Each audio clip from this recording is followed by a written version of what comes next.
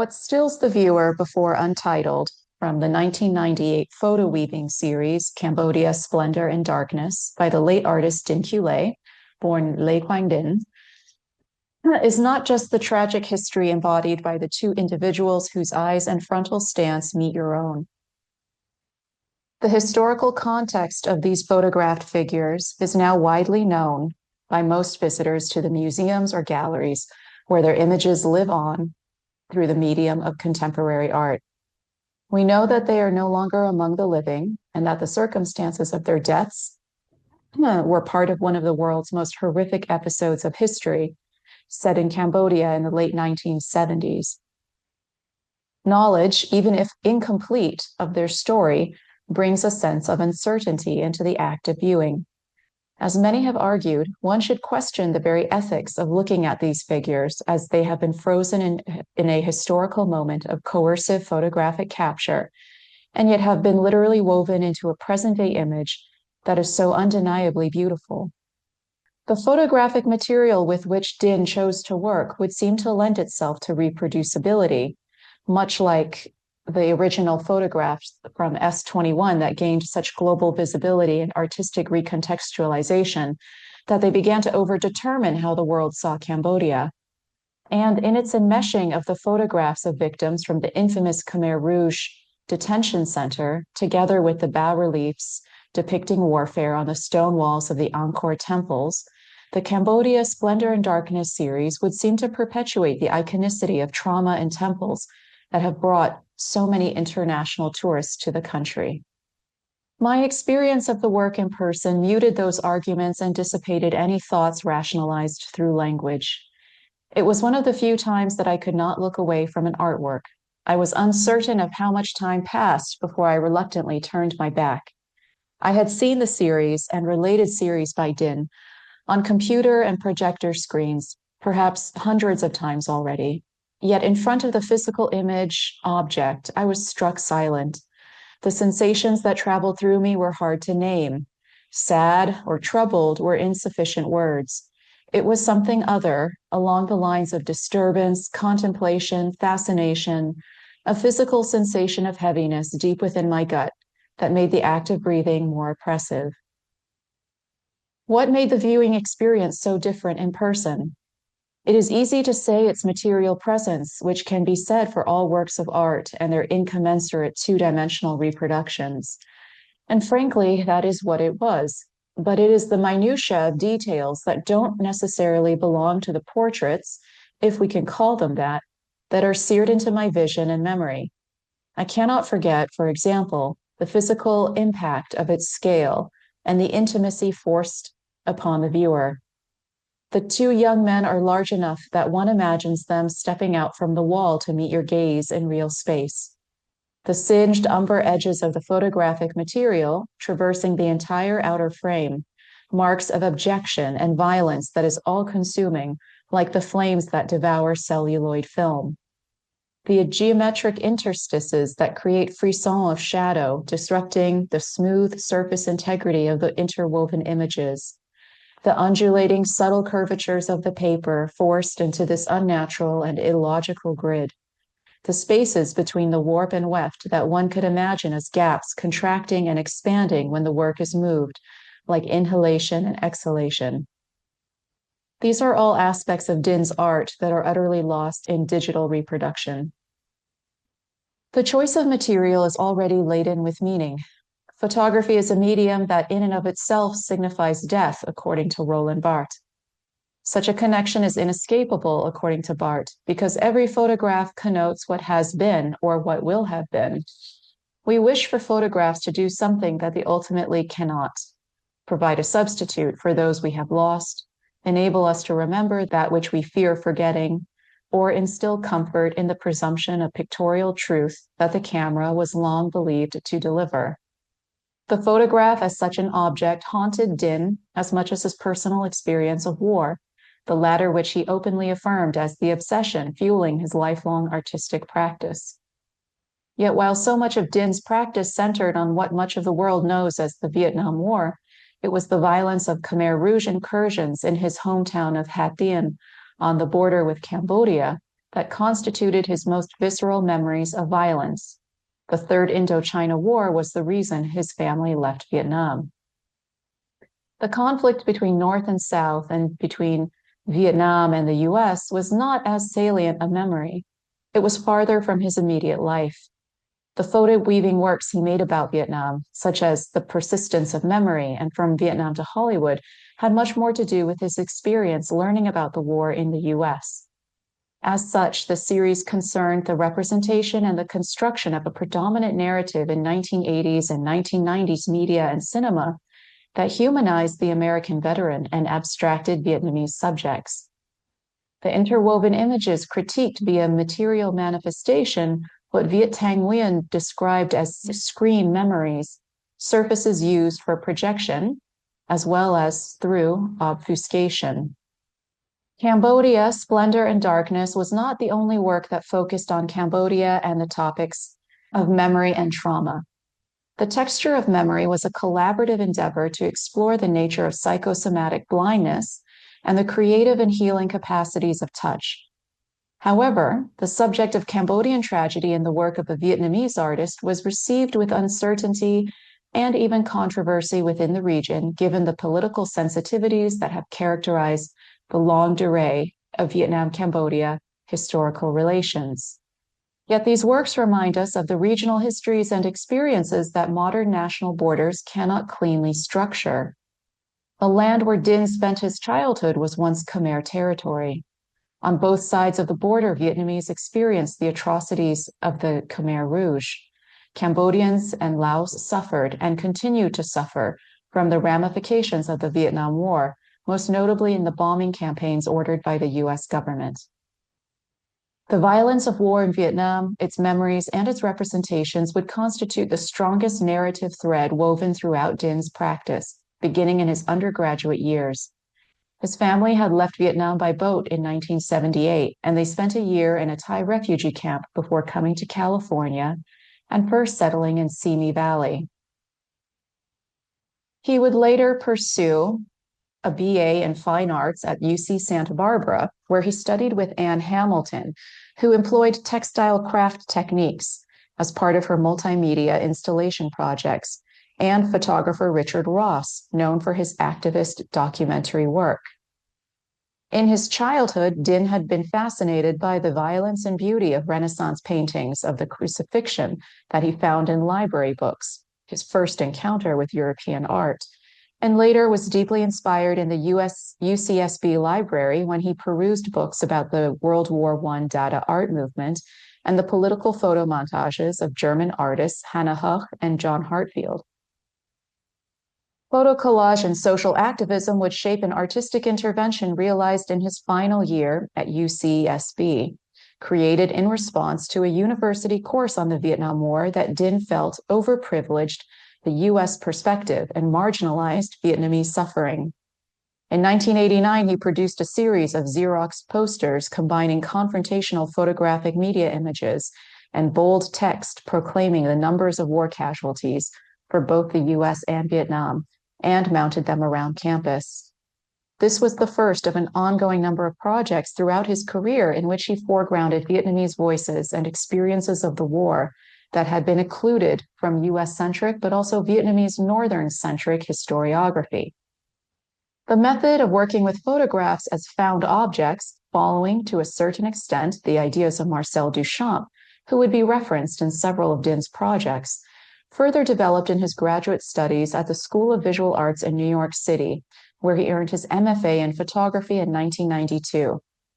For Dinh, photographs were more than two-dimensional images. He was interested in working with them as physical materials, like a sculptor, more so than in the art of taking photographs. This distinguished his approach to the medium from that of other first-generation Vietnamese American artists based in the US, who would develop their practices through photography and the traces of war, including Han Thi Pham, An My Lê, and Binh Dinh. It was shortly after completing his MFA that he made his first trip back to Vietnam, and it was in 1993 that he began to collect bundles of vernacular photographs, largely family snapshots left behind by those fleeing the South after 1975, from dealers and antique shops in Ho Chi Minh City. Dinh would continue to collect these orphan images throughout the years, to the extent that at one point he had over 200 kilograms of photographs.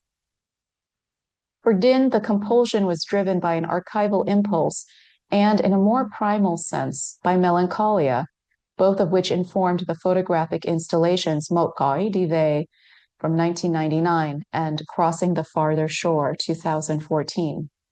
As T. Phu describes, quote, "The orphan is a figure that not only connotes the literal photographs from family albums, which were discarded in desperate haste, but also symbolizes the actual family members lost in the course of the journey, either because they could not come along or because they did not survive."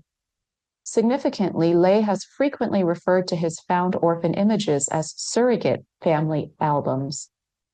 In this sense, the embrace of the orphan image within collecting projects initiated by members of the Vietnamese diaspora can be seen as a gesture of reparation, if not repatriation, through symbolic acts of reunion. End quote. Dinh did not only collect photographs. He ultimately left the US and returned to make Ho Chi Minh City his home in 1996, at which point he began steadily collecting Vietnamese ceramics, Southeast Asian Buddhist statuary, wartime art, and even works of contemporary art by emerging Vietnamese artists. For Dinh, collecting these objects was a way to gather knowledge, which he saw as the path to reclaiming your heritage and identity. Quote, "If you know a history, you own it. An individual with no knowledge of his or her history is an individual without identity." End quote. The stakes were personal but also political. As a diasporic Vietnamese, Dinh wished to absorb cultural and historical knowledge from which he had been cut off from the age of 10. But as someone from the South, he was also committed to learning and recuperating histories that had been erased within the nationalist telos of Vietnamese history and of art history. In Vietnam, Dinh developed projects that provided alternative accounts and microhistories that added new dimensions of understanding to the war and to the broader experience of refugees. But he also looked to his immediate environment to embed his work in locality and to bring a sense of place and the realities of everyday life in contemporary Vietnam to a global stage. Damaged Jean from 1998 is considered one of the most important works of contemporary art in Vietnam for its engagement with sight, the public, and history. In August 1998, Dinh used grant funding to rent a public market stall that he filled with curious objects and garments, such as angelic bicephalic dolls, knitted cardigans with doubled hoods, adult t-shirts embroidered with the names of chemical manufacturing companies.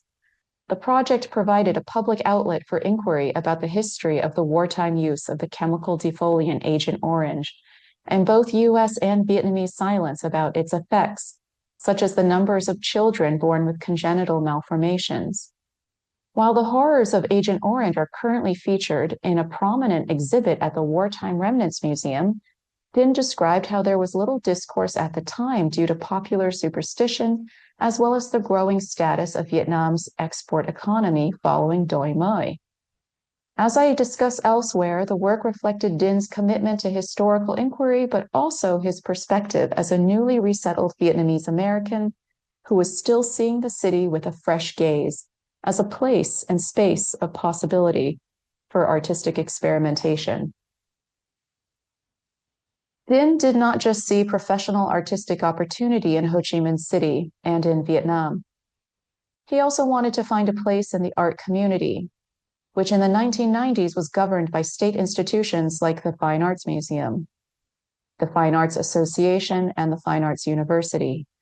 Viet Q and foreigners were not officially allowed to take up teaching posts in the university, nor were they given exhibition opportunities through those outlets. But changes in the artistic ecology were happening in the late 1990s and early mid-2000s.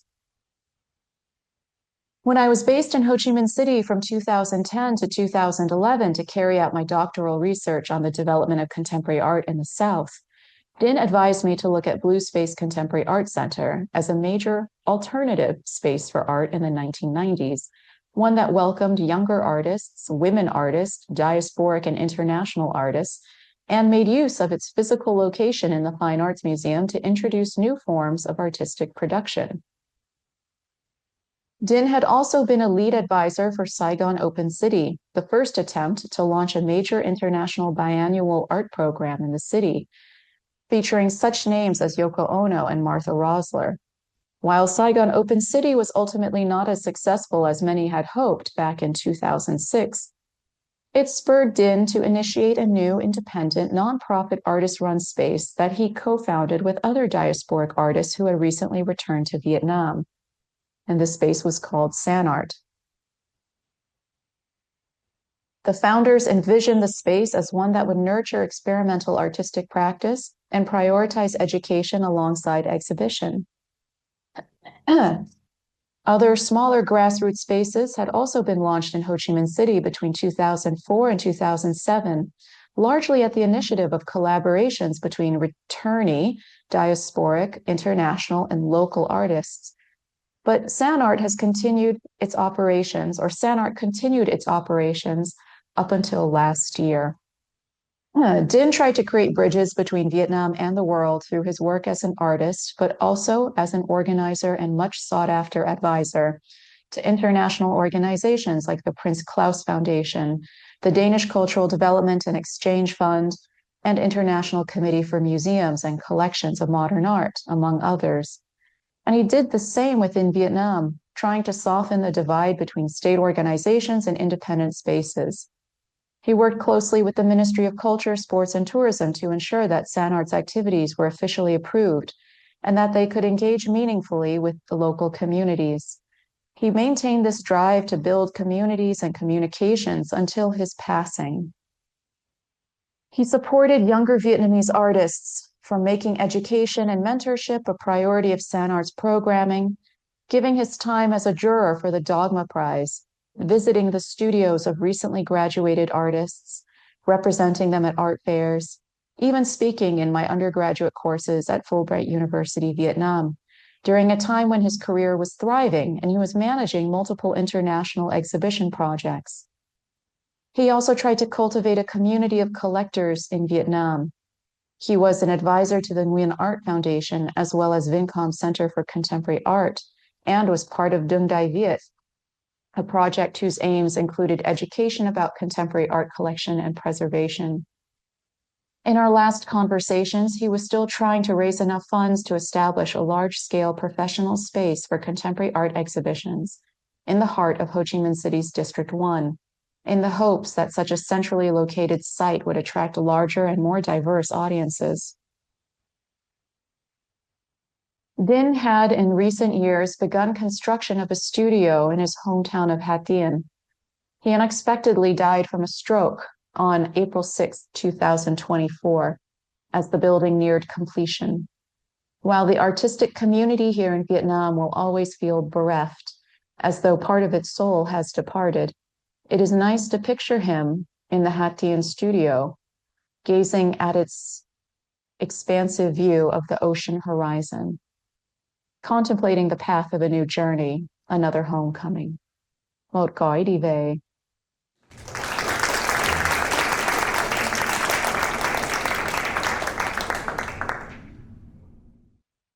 First of all, I'd like to thank everyone at Fulbright University, especially Jan and Jacqueline for the amazing work that went into the organization of this symposium. That's pretty impressive, I must say. So I'm deeply honored to be able to share what is part of an larger project on, I suppose, inter-Asian mobilities and the production of subjectivity.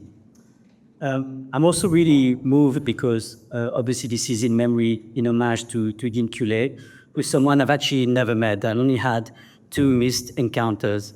So I don't want to pay homage to the person, but I think mostly in my case to a set of questions that he's left for us, and which hopefully put us to work and keep us thinking about some of the crucial issues that he's explored as an artist. In a series of email conversations with art historian Moira Ruff, Dinh Culé recalled a form of ritual he would perform on each of his trips back to Vietnam. As an act of healing to help his own country recover from the wounds of war, Lê would carry with him some amount of the American soil that he would then mix into the water of the Mekong River. In his own words, is that this action of soil transfusion was a way,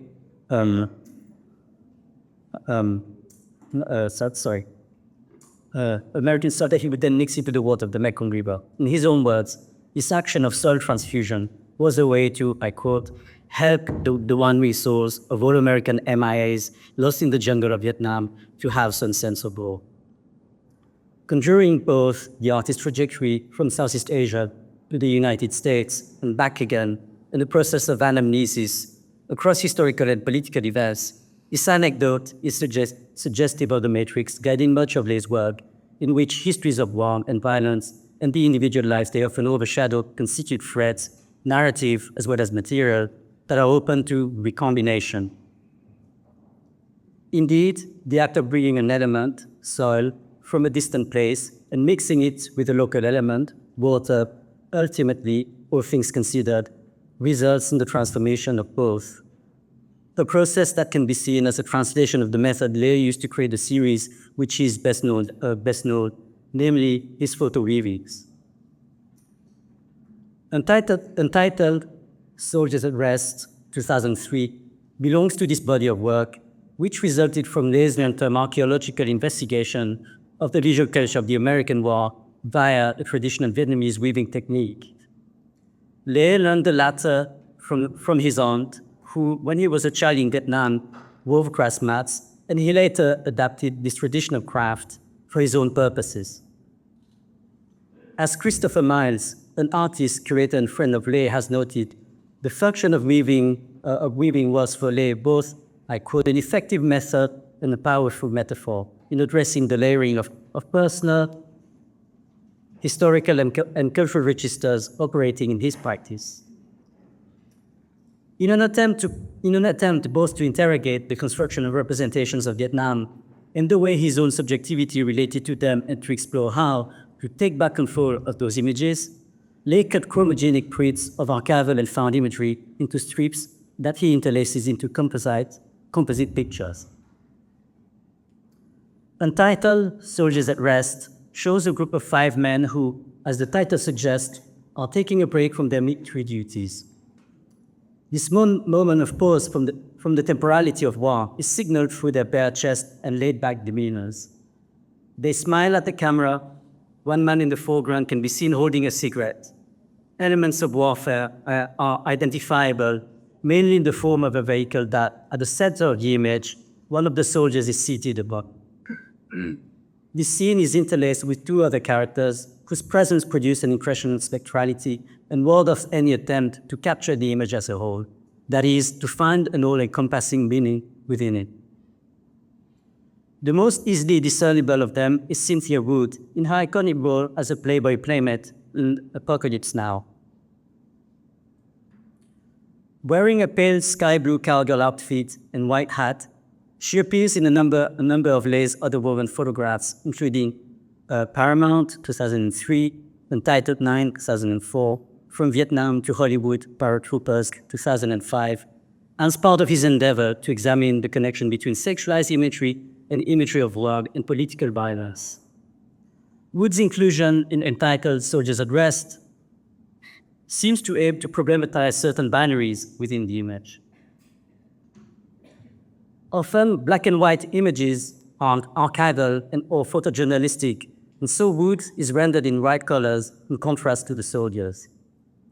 Furthermore, the men's faces are identifiable, while hers is partially blurred through the effects of cross-hatching, the mark of Lé's own style of weaving. As the artist has declared, there are parts where I skip weaving to make a certain part of the image clearer or to hide an area. In Apocalypse Now, the arrival of playmates in the Vietnamese jungle to perform for the soldiers results in the latter's display of violent virility, led by their drive towards a fantasized full satisfaction that, in fact, exposes the military's impotence. However, in Lé's image, the scene is not reduced to the mere spectacle of the female body offered to the male gaze, or even to its critique. The quasi-kinetic dimension of Lé's photo weavings, when encountered in real space, invite the viewer to a wonder of body and gaze and to a back and forth examination of hidden elements and of the work in total. And so, on closer inspection, Ntaiker, Soldiers at Rest, reveals the silhouette of a man who, emerging from the right-hand edge of the picture, stands face to face with Wood, his arms stretched toward her, bending in the picture as he reaches to her. Within this triangular scenario, it is unclear, at least to me, which gazing subject is the object of Wood's lascivious pose. As already mentioned, the soldiers seem to stare at the camera or the viewer, and the way Lê has cross-hatched Wood's right eye directs her gaze in the same direction. As for the character on the right, Lê has woven a strip of the soldiers in the other image into the area of his eye socket. Having experienced war and refugeehood, Lê's questioning of what forms the memories of Vietnam led him to undo the established representations and to start to insert other narratives, his works.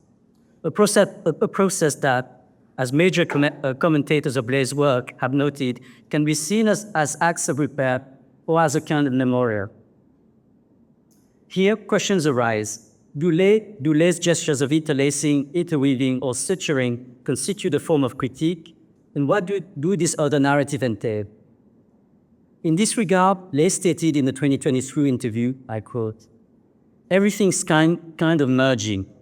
So I was trying to break the whole thing apart into pieces or to deconstruct it, to start to talk about how everything is merging between facts, between fiction, between personal memories, into this landscape of surreal memories, neither facts nor fiction."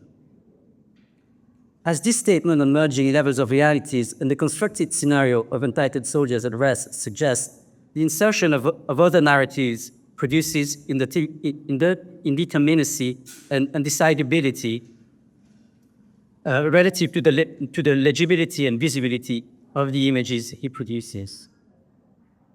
My contention is that this phenomenon relates as much to the material condition of weaving as to its conception and psychic dimensions.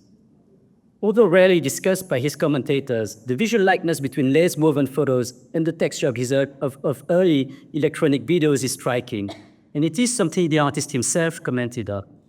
I quote, "I always think of the weaving in terms of pixels, because weaving is the first binary structure. Maybe not exactly from the start, but certainly over the years, I have been working on the project, and particularly after the first body of work in the late 1980s, I was aware of that relationship. Thus, it can be inferred that the site that interlaces the personal with the political is precisely the minimal unit of a woven image, the stitch, the point of suture, or the pixel. A suture closes a wound, but in so doing makes it visible. And to borrow philosopher Mauricio Lazzarato in his writing on the videographic image, similarly, Lê's weaving, dissolving, and reweaving flows is radical constructivism in politics as well as in the image. So, speaking in 2025, in Vietnam, what does such a constructivist politics entail? To quote the symposium's blur, marking 50 years since the national reunification, sensing photography and vectors of global photography re-examines the role of photography in Vietnam's history and global connections. As a Cambodian, one thing that always struck me is how Lê's manifold interest in Khmer history is negotiated in his work. I am, of course, not the first one to feel such resonance and to be compelled by his neighborly gaze. In a review of Lê's exhibition Weaving Histories, Monuments and Memorials in 2018 at STPI in Singapore, Khmer curator NHIòng observed that, I quote, "The nationalists will continue to demand an answer to the question as to whether a Vietnamese has the right to represent Cambodian cultural and historical heritage." But like many commenters of his work, Ian recalled his birthplace, Ha Tien, a place which saw regular incursions by the Khmer Rouge, concluding that Lê shares, I quote, "an intimate relationship to the Khmer Rouge, and thus to Cambodian modern history, his practice being a reminder that history does not belong to a nation marked by modern boundaries, but to a larger history of humanity." As for Cambodian-American art historian Boret Lee, reminiscing her visit to the Genocide Museum of Tuol Sleng, Lake in 2001, she recalls, "I talked to him as a brother and a fellow refugee. He was a border child living in Ha Tien, a small town on the border between Laos, Cambodia, and Vietnam. We spoke about ourselves and our similar backgrounds living abroad in the US, but at the same time, finding meaning in Asia, he in Vietnam, and I in Cambodia." In the late 90s, several American newspapers reported on a condition largely spread among Cambodian women in Long Beach, California, a condition characterized by vision loss or blurry vision despite normal eye function and most often referred to as hysterical blindness or psychosomatic blindness. Reporting on hysterical blindness adopted a range of tones from the sensationalist to the more objective, where the voices of experts from psychology or various psychosomatic therapies were centered.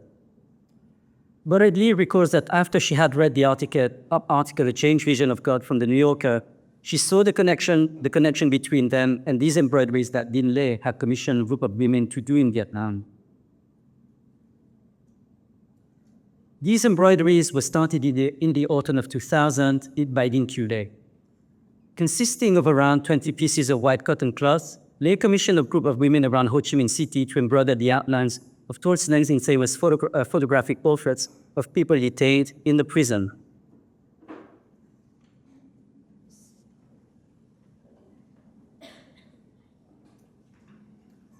During this 2001 trip to Tuol Sleng, as they walked through the rooms of the former school, town detention and torture center, turned museum of the genocide, Lee and Lê discussed this series titled Textures of Memory.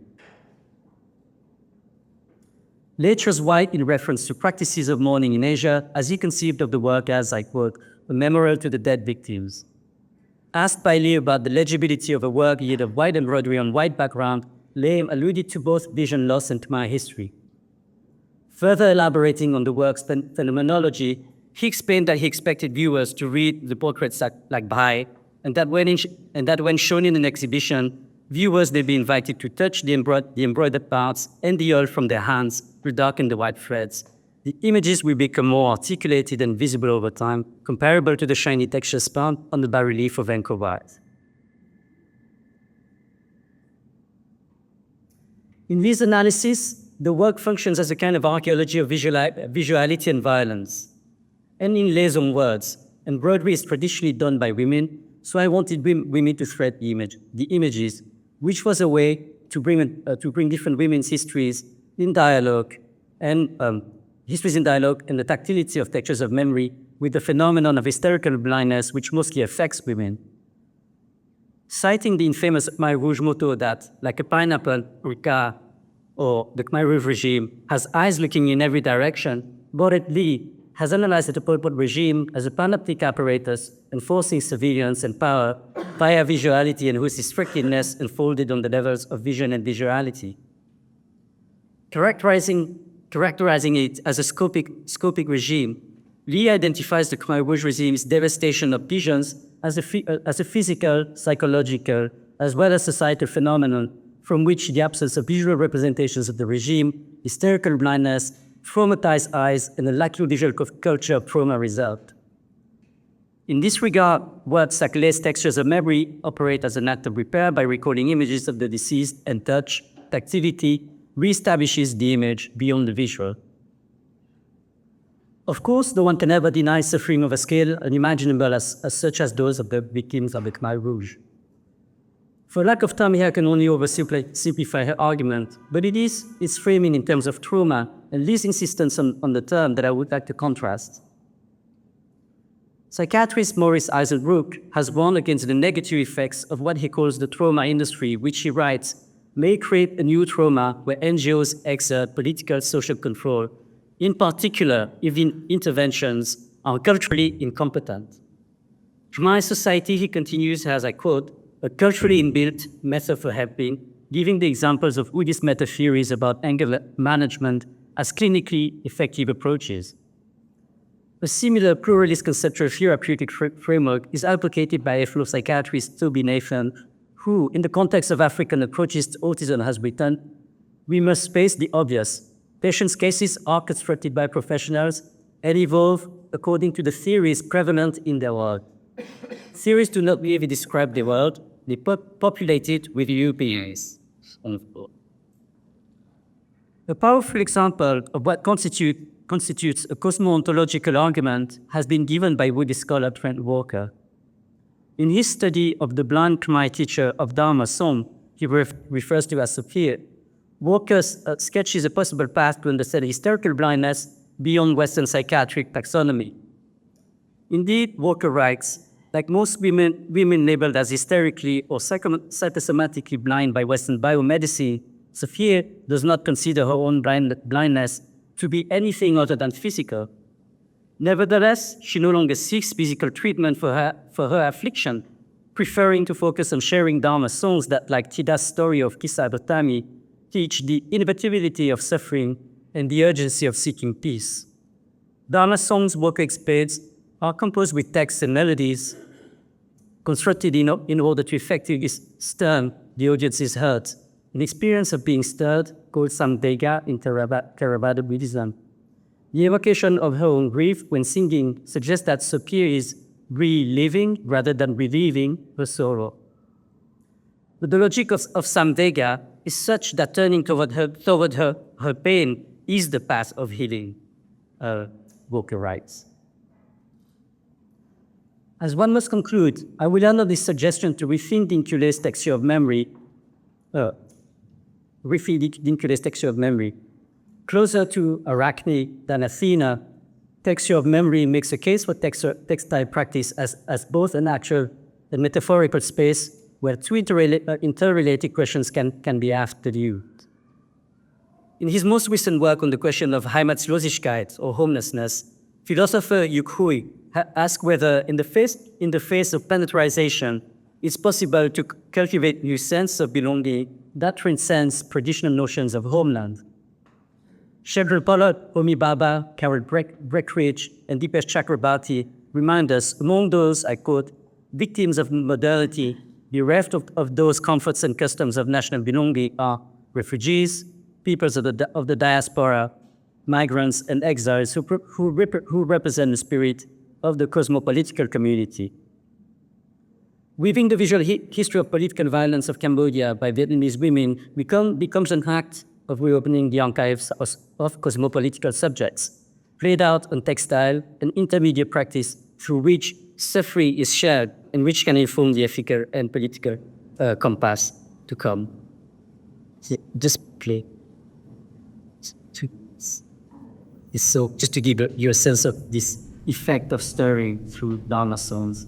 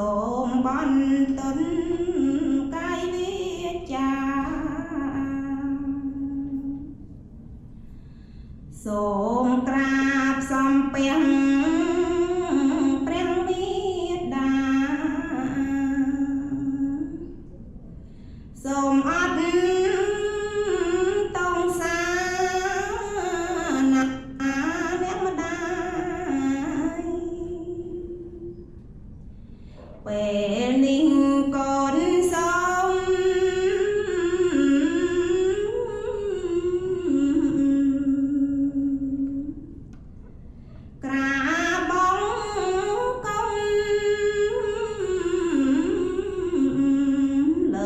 Thank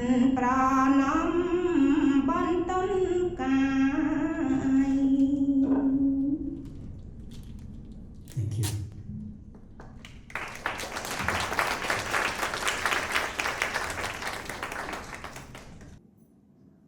Xin kính chào mọi người đã tham gia buổi trò chuyện ngày hôm nay. Thì tôi tên là Flyingbay, đã từng làm việc tại CHIA trong khoảng thời gian từ 6 năm. Thì trong khoảng thời gian đó đã có những cái chương trình mà nó rất là quan trọng với lại cái nghệ thuật đương đại của Sài Gòn và Việt Nam, đó là chương trình lưu trú sáng tác CHIA Laboratory và cái chương trình Concert Reality. Và trong cái buổi sáng này hôm nay chúng ta đã xem rất là nhiều những cái hình ảnh, những cái tư liệu và những cái chia sẻ của những học giả về nhiếp ảnh ấy, và anh Adeena về anh với những cái tác phẩm đang giờ giống như là những cái hình ảnh rất là đặc trưng của sáng tác của anh Tulem. Đến phần của tôi thì tôi sẽ muốn trình bày cái phần của mình giống như là một người, giống như học trò đã trải qua thời gian với anh Đỉnh. Nhìn đến anh giống như là một hàng truyền tập với những cái tác phẩm. Anh dùng những hình ảnh trụy cộng để tạo nên những hình ảnh video, âm thanh, và đặt mình vào vị trí một hình ảnh trụy tập xung quanh nó và xung quanh cái hạt xin Sài Gòn trong cái suốt cái khoảng thời gian qua. Thì cái tiếp cận đầu tiên của tôi đối với hình ảnh Lê Quang Đỉnh thì chính là cái triển lãm Liên hoan nghệ thuật ở Sài Gòn Open City năm 2006. Và cái ngày hôm đó thì tôi đã đi vào một cái khán phòng ở trên đường Nghệ và đã thấy tác phẩm của anh. Đó là một cái tác phẩm collaboration với chị Suhadu. Và cái tựa của tác phẩm nó đã đánh động vào cái hào cực.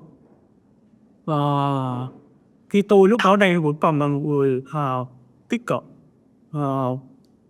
với lại nhạc hương đã rất là mới, và anh được khi làm một người đã có những cái danh tiếng quốc tế và tại Sài Gòn. Thì cái tác phẩm đó mang tên là Qua Bến Xưa. Thì đó là cái xúc động mà tôi đã thấy những cái tấm ảnh mà tôi đã được nhìn thấy rất là nhiều lần vòng quanh Sài Gòn. Thì cái buổi sáng hôm đó thì tôi lại thấy những cái hình ảnh đó được xếp đặt lại thành một cái bến nước, và những tấm ảnh thì đã trở thành những dòng nước và những giọt nước ở trong cái khán phòng.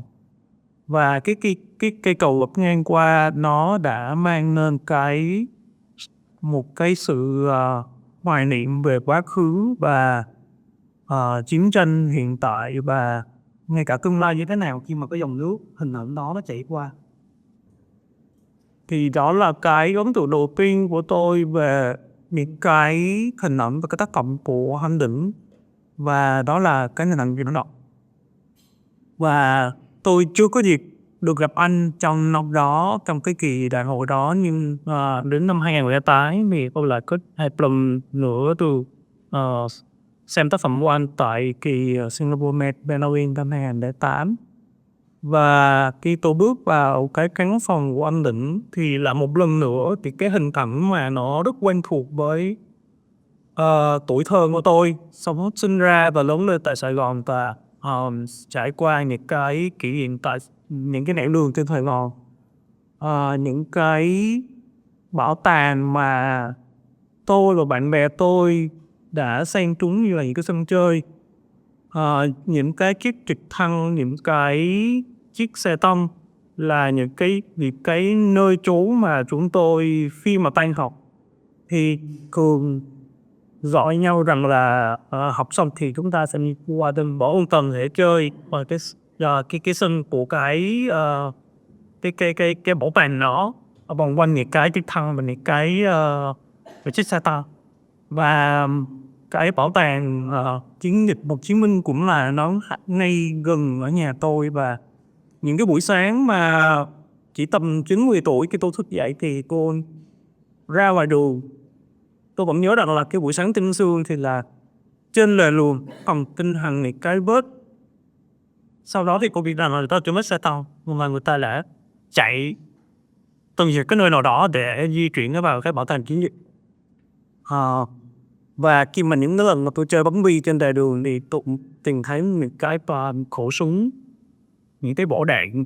Thì đó là những cái điều mà tôi thấy khi mà cô nhìn thấy cái tác phẩm này của Đỉnh tại Singapore.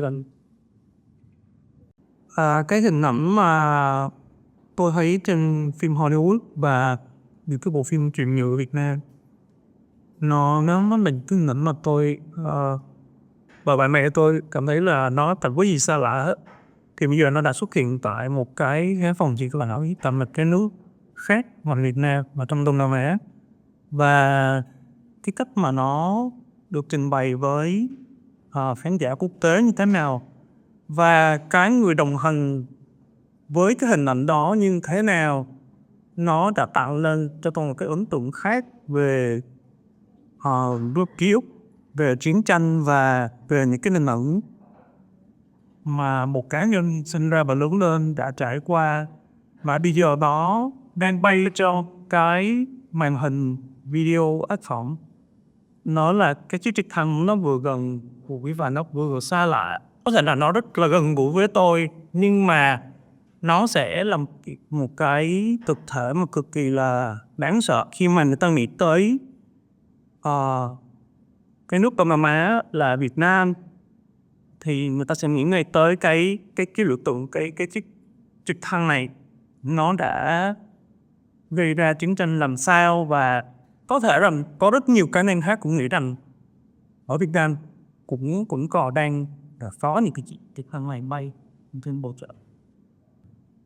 Xuất hiện ngay bên cạnh cái hình ảnh của phim Hollywood thì đó là một cái kênh video thứ hai. Nó chia sẻ cái hình ảnh của hai người đàn ông, một người tự xưng là người nông dân và người thứ hai thì chỉ là một người thợ máy. Thì hai người này đã tìm cách chế tạo cái chiếc trực thăng của riêng mình để chứng tỏ rằng là cái việc mà cái chiếc trực thăng mà mọi người thấy và cái kiểu mà Mỹ mang cái chiếc trực thăng tới đây thì chúng tôi là những người Việt Nam, những người nông dân và thợ cơ khí cũng có thể làm được cái chuyện đó và có thể làm cho nó bay. Và đó là cái câu chuyện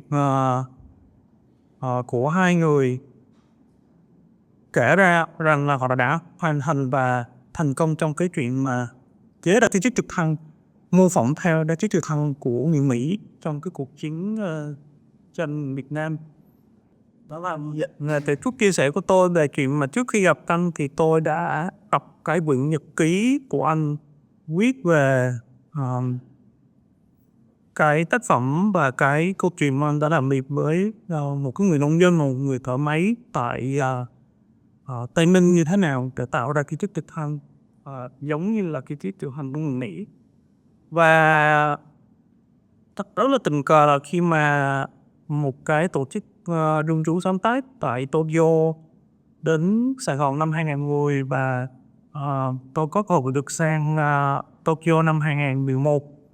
Và khi mà được sang đó thì đó là một cái chương trình mà tôi lại trải qua thời gian với anh Đỉnh. Và gặp anh tại Tokyo với cái chương trình tên là Where Do We Go For Year.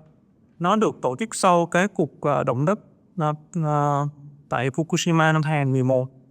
Thì đây là một cái cuộc tư vấn thảo luận giữa các nghệ sĩ ở Đông Nam Á đến từ Thái Lan, Cambodia và Việt Nam.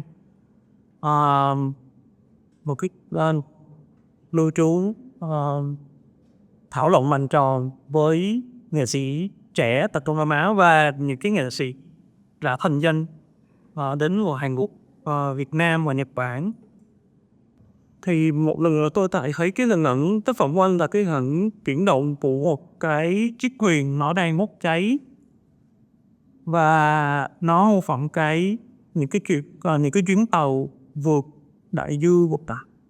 từ cái lãnh hải của Việt Nam để đi sang những cái nước khác trong những cái những cái chuyến hải trình sau khi mà cuộc chiến tranh Việt Nam kết thúc.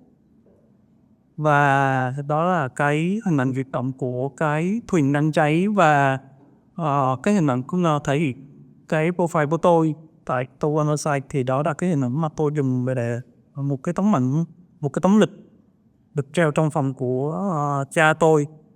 Thì ông đã treo cái tấm lịch này rất là nhiều năm, cho tới khi mà tôi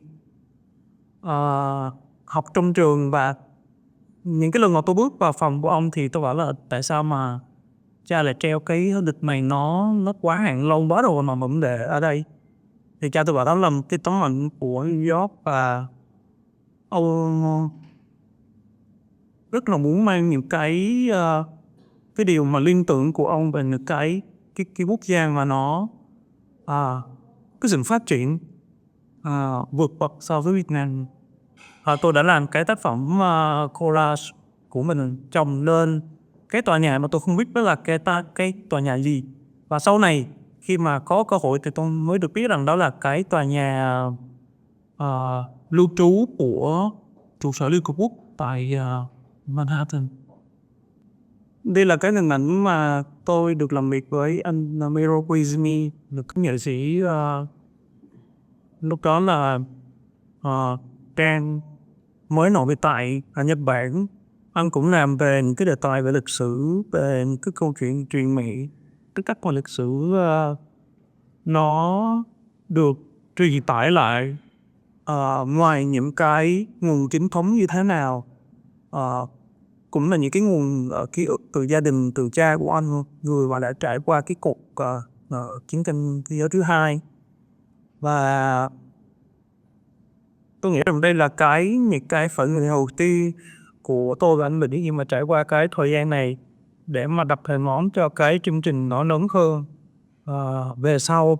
Đó là cái chương trình lưu trú sáng tác laboratory sau này tại Sài Gòn.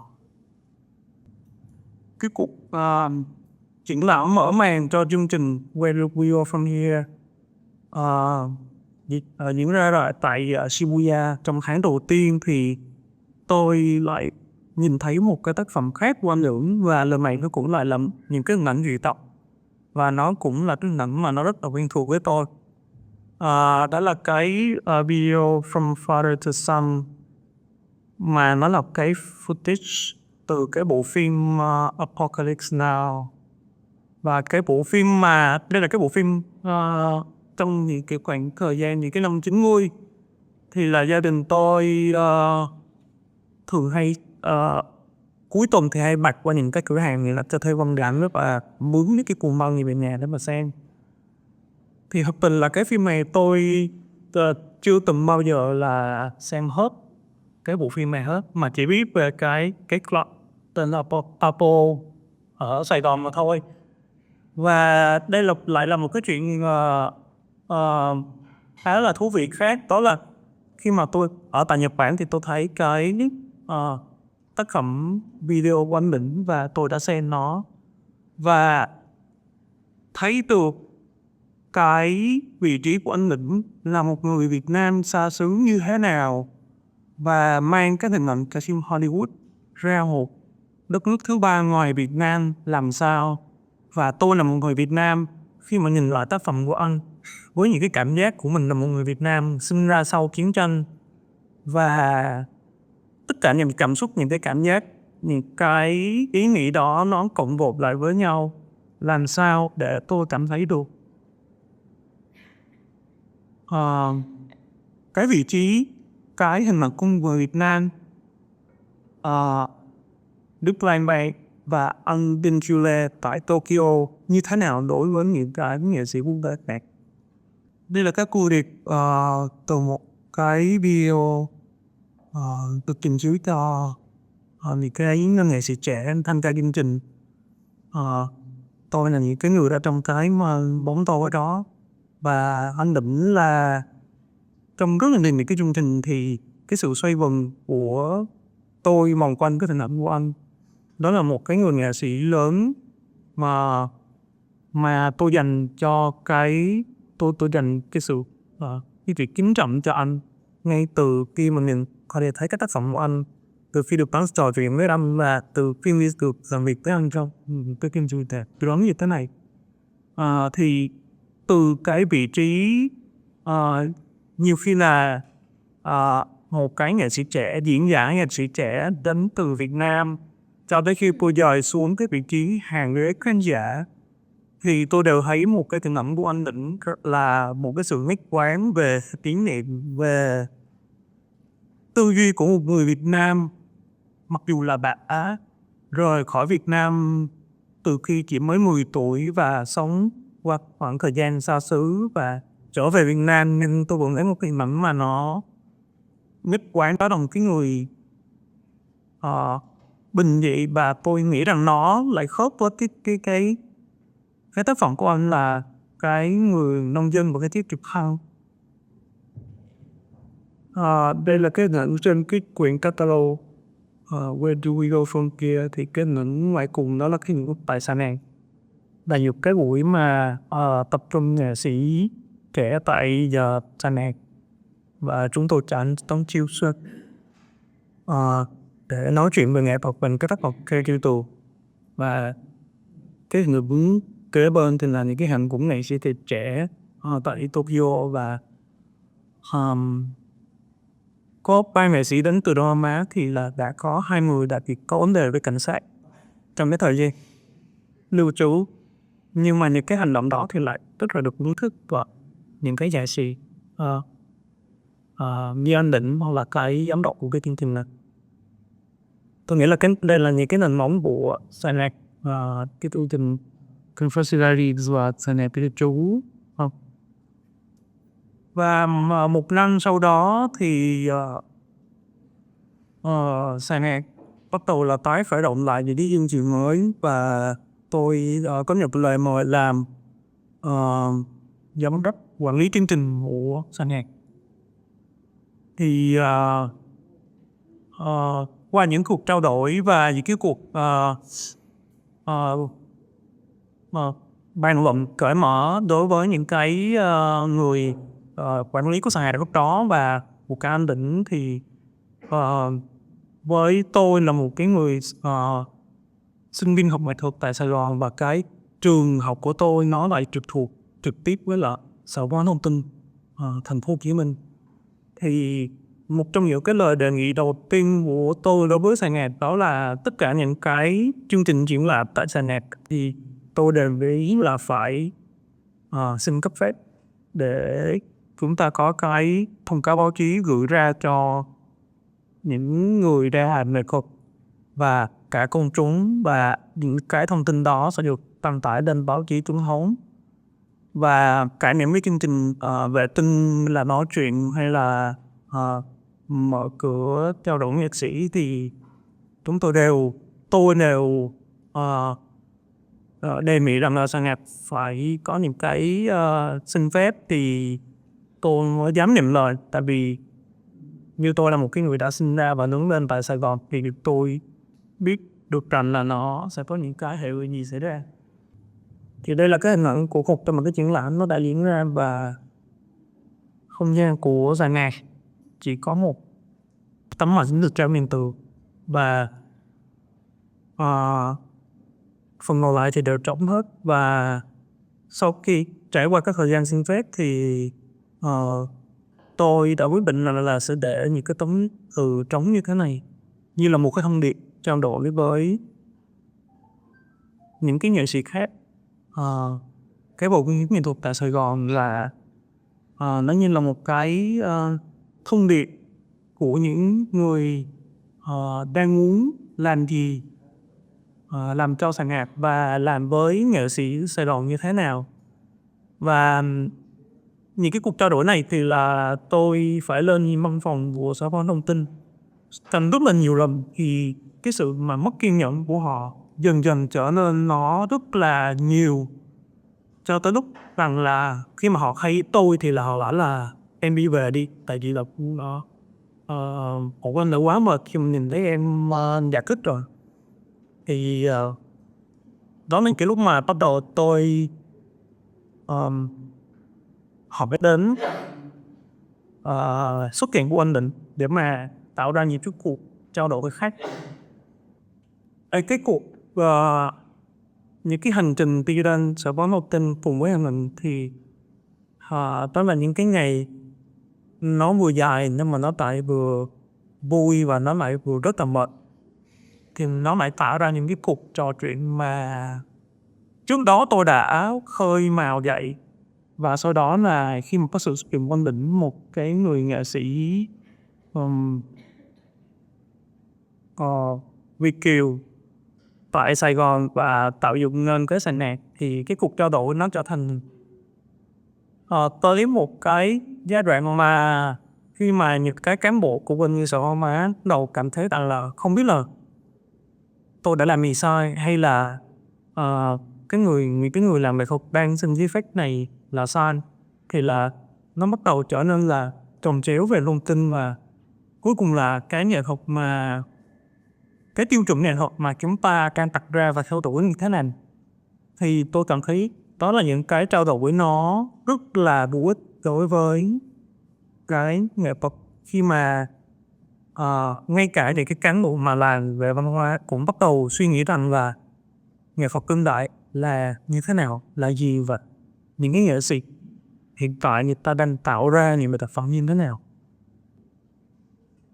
Đây là hình ảnh của những cái chương trình đầu tiên của cái là chương trình chú giáo tác, và cái chương trình khởi động của CHIA sau này. Thì đây là những cái tòa nhà, những cái căn nhà cư dân được thuê. Tôi tìm thấy trong căn nhà cái hẻm tại đường Phạm Viết Chánh và họ Mê Linh, và nó đã trở thành cái tòa nhà cư trú của nghệ sĩ tại Sài Gòn, đến từ Hà Nội, đến từ Huế. Và nó mở ra những cuộc trao đổi như thế này sau những cái chuyến tham quan những cái ngày đô trú của nghệ sĩ tại Sài Gòn, và những cái cuộc thảo luận về nghệ thuật nó diễn ra tại cái địa điểm tại đây. Đối với cái bộ nghệ thuật tại Sài Gòn thì cái chuyện mà sự xuất hiện của sàn nhạc nó vừa là một cái cú hích mà nó lại vừa là một cái mang tới một cái sự e dè.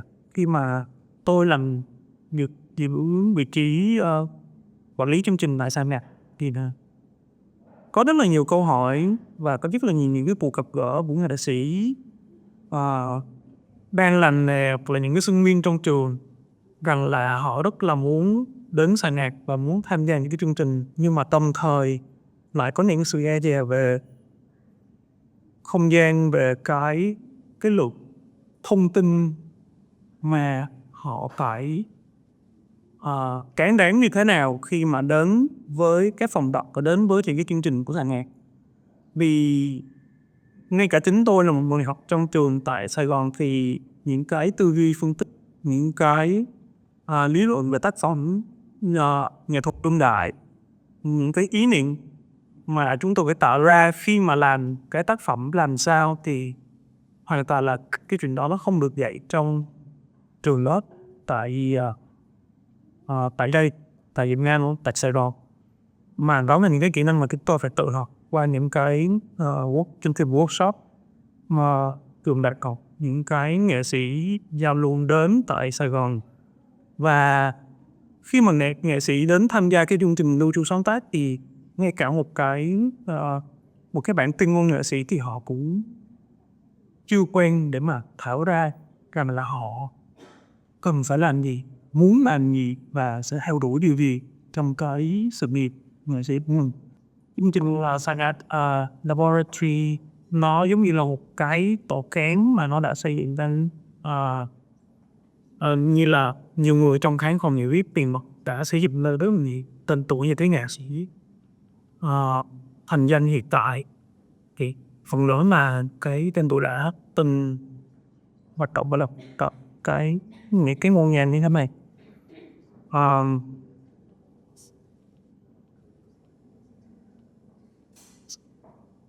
Thì cái chuyện mà khi mà cái hình ảnh của Tĩnh xuất hiện tại sàn nhạc và cái vị trí vai trò của sàn nhạc nó làm sao tại sàn nhạc, thì tôi cảm thấy đó là một cái sự mà Việt Nam, hoặc một cái sự bình dị của anh Tĩnh đã mang vào cái nhạc scene nó rất là tự nhiên. Tôi nghĩ là chính cái điều đó mà nó đã có cái thu hút, và nó là cái động lực cho nghệ sĩ và cho cái bộ môn nghệ thuật lúc đó nó có một cái sức hút, một cái sự thúc bắt rất là lớn trong đó. Khi mà nghệ sĩ đến, nghệ sĩ trao đổi và nghệ sĩ sáng tạo,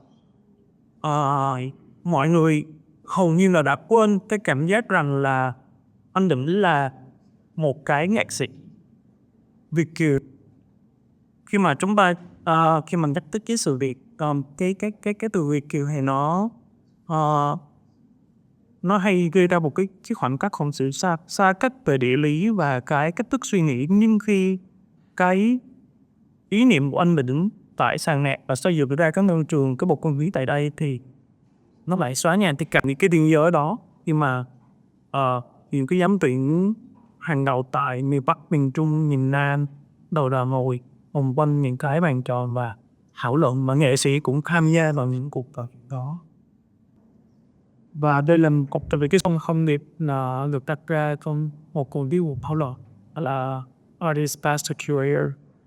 Nhưng mà cái là bộ môn nghệ thuật tại Sài Gòn thì bất kỳ nghệ sĩ nào khi mà lập tô tại sàn nhạc cứ ở vai đó thì về nói là đặt làm sao để cái tác phẩm của họ được triển lãm, được cho mọi người biết đến, và cái kỷ niệm về người curator, người giám tuyển nó là như thế nào, mà làm sao để tiếp cận được, làm sao để mình làm ra cái tác phẩm và được mang đến cho mọi người xem. Đây là cái làm của tôi cảm thấy trong cái ổ cứng của mình, vì là tôi thấy anh Đỉ phần lớn ở trong cái nền chứ không phải đa hình, không thể trên mặt kèm của cái hình.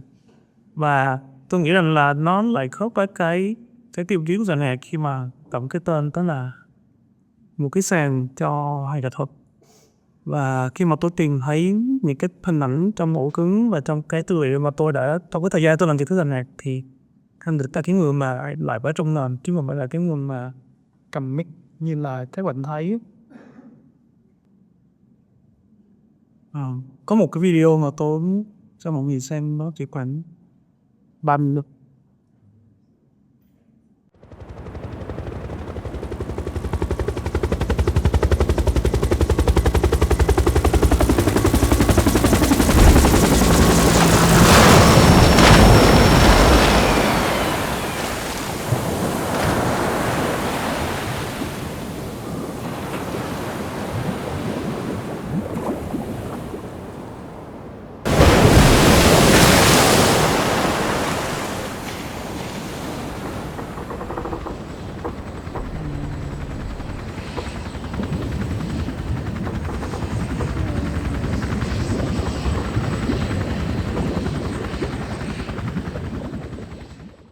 Đây là của cái đoạn trích rất là ngắn, tôi trích ra từ cái video The South China is Quang Đỉnh.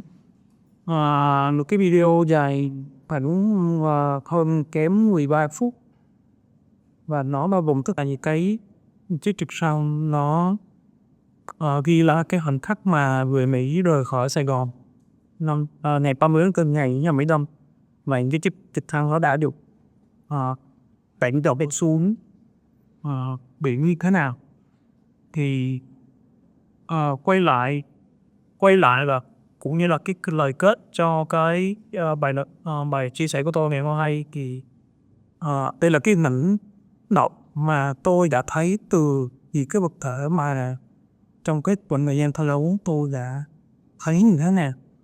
Nó là cái chiếc trực thăng không bay được trong Dinh độc lập, trong bảo tàng chiến tranh, và nó đã trở thành cái hình 3D chuyển động cái nào để cho mọi người ở ngoài Việt Nam hoặc ở trong miền Nam có thể thấy cái quang cảnh trực thăng nó rơi xuống làm sao, và những cái chiếc trực thăng đó không phải là những cái trực thăng trong phim Hollywood được quay tại phim trường Thái Lan, mà nó là những cái chiếc trực thăng của một cái người Nghệ xa xỉ và quay trở lại Việt Nam mang cái phương tiện